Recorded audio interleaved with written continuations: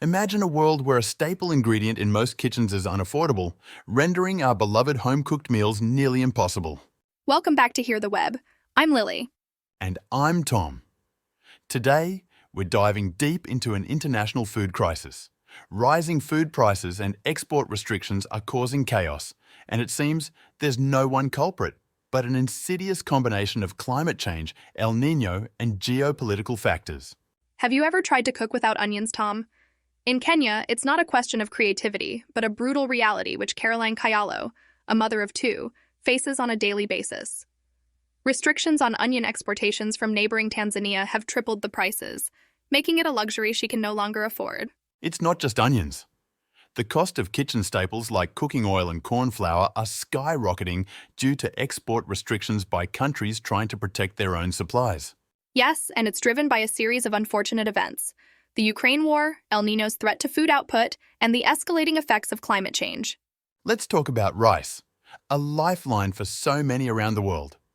With India, a mega rice exporter, banning its rice shipping due to erratic rainfall caused by climate change, a global rice shortage is likely.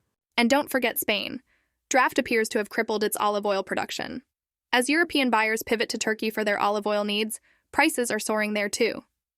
Remember when we thought we survived the food price turbulence of 2007, ate because of ample food stocks?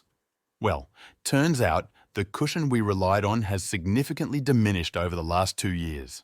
We are hearing from Joseph Glauber, former chief economist at the U.S. Department of Agriculture, that increasing food volatility might be the new norm. The three factors that could shape our food future include the ultimate impact of El Nino, the potential of bad weather triggering more export bans, and the fate of Russia's war in Ukraine. Why Ukraine, you might ask? Ukraine, along with Russia, are key suppliers of essential food items such as wheat, barley, and sunflower oil. A protracted war there means the hunger crisis in developing nations may intensify. What we must not forget in this complex web of causations is climate change. El Nino, for instance, alters global weather patterns leading to extreme weather, from drought to floods. And if climate change is turbocharging this El Nino, it presents an ominous picture. Countries reliant heavily on food imports like the Philippines, where 14% of its food comes from outside, are extremely vulnerable.